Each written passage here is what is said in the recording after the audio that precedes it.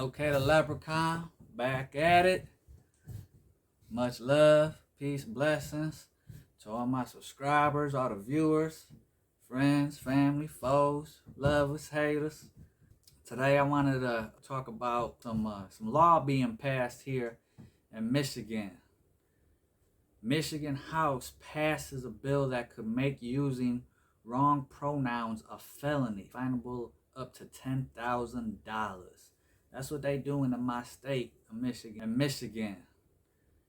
Michigan House passes a bill that could make using wrong pronouns a felony, finable up to $10,000. That's what they doing in my state of Michigan right now. And I know it's been going on in other cities and states, and you hear about it, and to me it's just it's crazy, absurd, flabbergasting. I don't, but let's get into it.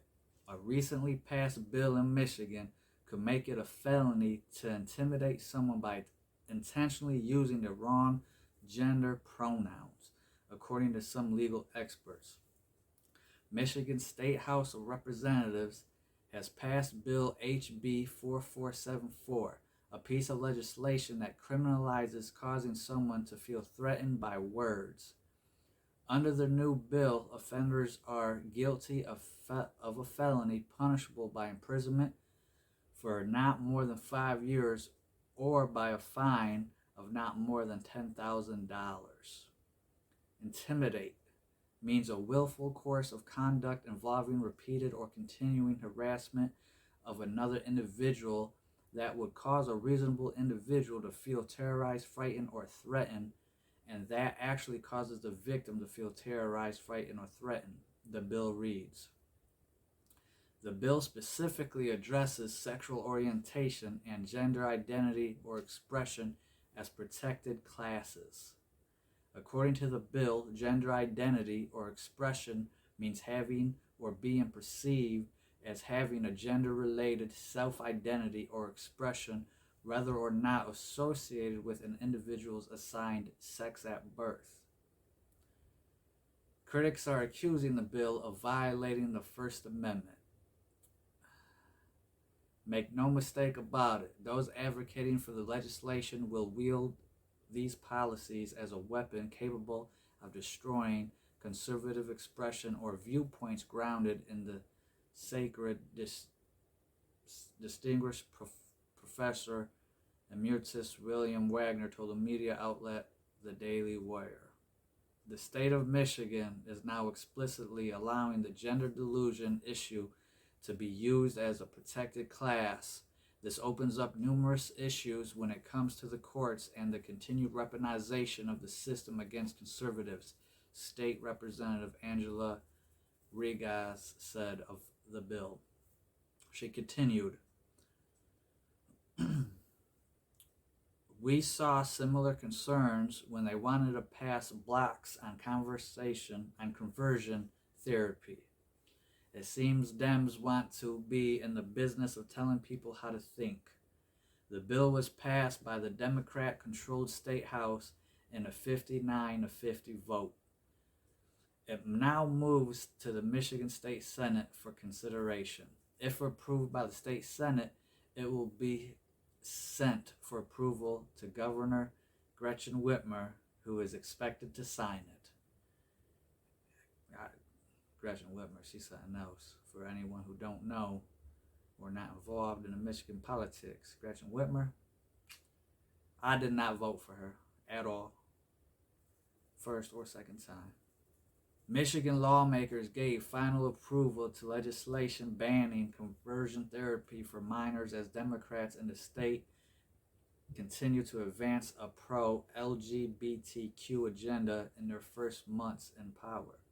The legislation will prohibit mental health professionals from trying to convert youths who are LGBTQ to heterosexuality and traditional gender expectations. That's what's going on in Michigan right now. If you use the wrong pronouns, if you call a dude a sir, or he or she, and they don't identify as that, you could it's up for grabs right now, but you could possibly, face 5 years in prison if they pass the bill and goes through the Senate. Whitmer signs it. Be deemed a felon for your language. It's crazy. HB 4474 is the bill, which would add sexual orientation and gender identity or expression as protected classes. Drop a like, drop a comment. Let me know your thoughts and opinions about this. Go ahead, hit the subscribe button. What do you guys think about this stuff? This pronoun gendering. Do you think we should, if someone accidentally misgenders someone by what they identify as, do you think it should be a punishable offense? Do you think it should be a felony, misdemeanor? This is mind-blowing to me. One merely needs to look at the scores of cases brought against schools, churches, businesses, and individuals around our country. Wagner added that supporters of this law will use it to silence and financially cripple anyone who has a different viewpoint, which we've already been seeing. They've been doing that.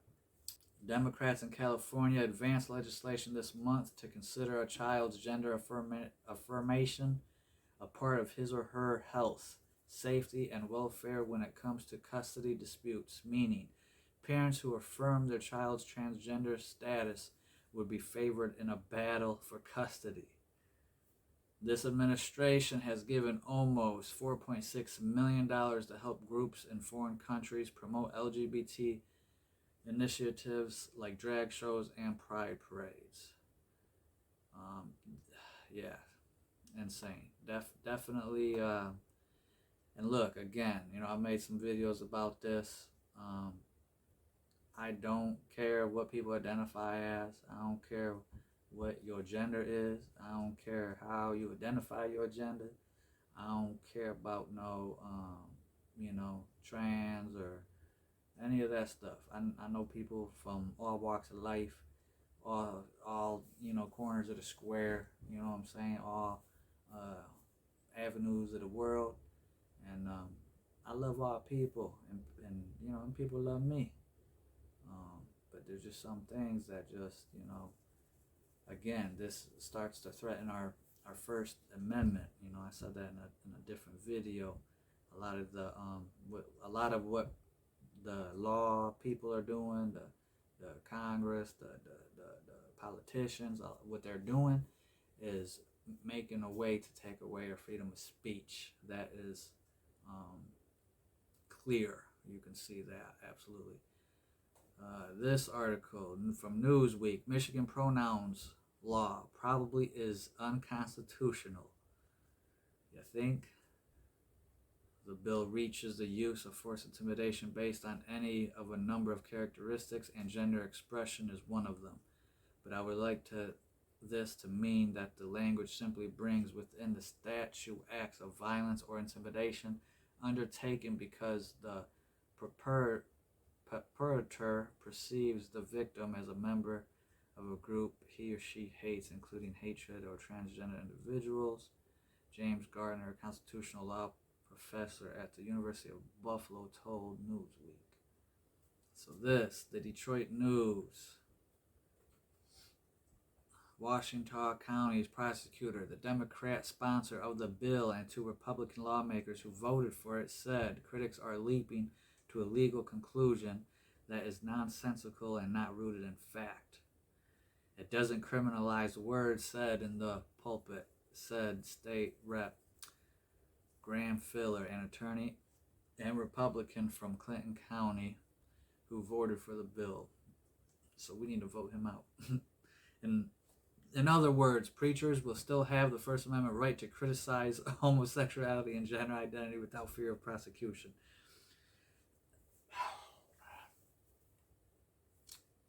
That's not what it's about. But they're gonna throw that in there. You know what I'm saying? Oh, you guys can still criticize this and criticize that.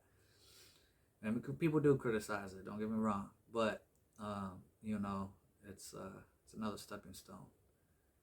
Claims that the legislation would criminalize saying the wrong pronoun originated on conservative media websites that included the Daily Wire, Washington, the blah, blah, blah, blah, blah, bunch of other stuff, the Daily Mail, blah, blah, blah, Fox News.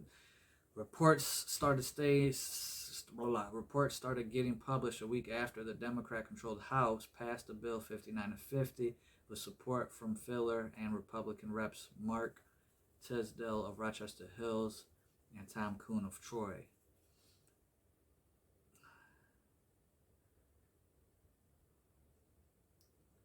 So, a bunch of Democrats, a couple Republicans in Michigan.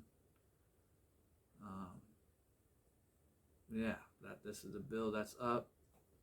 And there's, they word it different ways. Oh, you could still say this, you could still say that. But the bill says, you misgender. If I go up to a dude and I say he or him or sir, and he don't identify as that, he identify as a her or a she or a miss, but I misgendered that, and now he feels threatened because I use those words, they can give me a felony. I could be charged with a felony. I forget what it's up to 10 years or something. That's insane. I hope this does not pass. I think we need less laws. I don't care about laws that much. I would always like to quote, that good people don't need laws. And that's the truth. If you mind your business, look out for your neighbor, and you just, do what you're supposed to do, that you're supposed to do deep down in your gut, that God voice inside your head, you don't need laws. Laws are made for, control. But hit that like, comment your thoughts and opinions, let me know. Hit that subscribe button. I appreciate you. I'll see you on the next one. Much love, peace, blessings, much gratitude.